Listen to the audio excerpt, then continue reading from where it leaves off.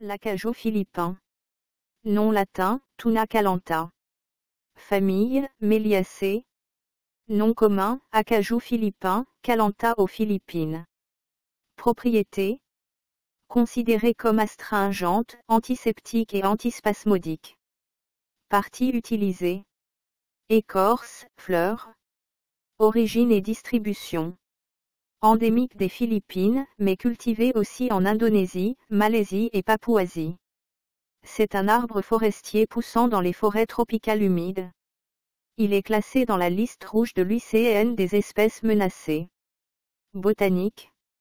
L'acajou philippin est un grand arbre forestier. Les feuilles sont tall turns, étrangement pennées, de 30 à 50 cm de long ou plus.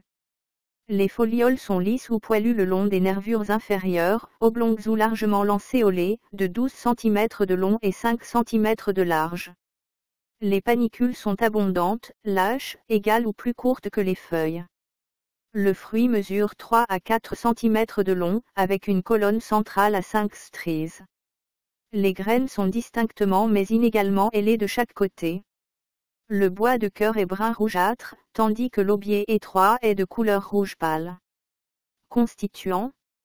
Le bois contient 0,3 à 1,2% d'huile essentielle, caninonée est l'un des principaux constituants. Médecine rurale. La décoction d'écorce est astringente et est utilisée pour nettoyer les plaies. La poudre d'écorce est considérée comme antiseptique et saupoudrée sur les ulcères gangrenés. Une décoction de fleurs est utilisée comme antispasmodique. L'écorce et les fleurs sont utilisées en médecine traditionnelle, en raison de leurs propriétés astringentes, antiseptiques et antispasmodiques. Usages traditionnels et ruraux. Médecine populaire philippine. L'écorce en décoction, utilisée comme fébrifuge, contre la fièvre. Considérée comme tonique et astringente. Les feuilles écrasées, sont appliquées en cataplasme sur les plaies et inflammations cutanées. Une infusion légère de l'écorce, est administrée comme antidiarrhéique. Médecine rurale d'Asie du Sud-Est. Parfois utilisée contre les vers intestinaux. Une décoction est bue après l'accouchement pour aider la récupération.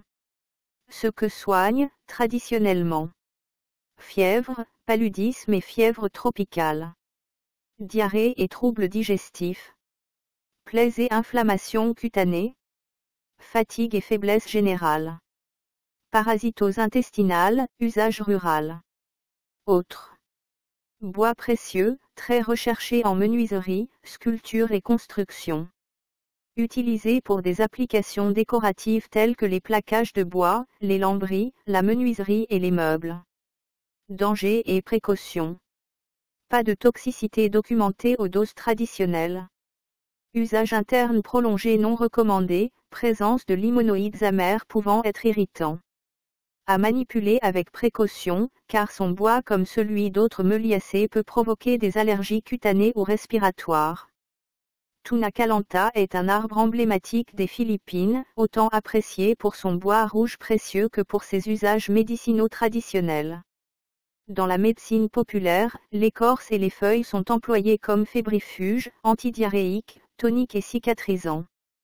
Toutefois, ces usages modernes restent surtout liés au bois, tandis que les applications médicinales demeurent empiriques et locales.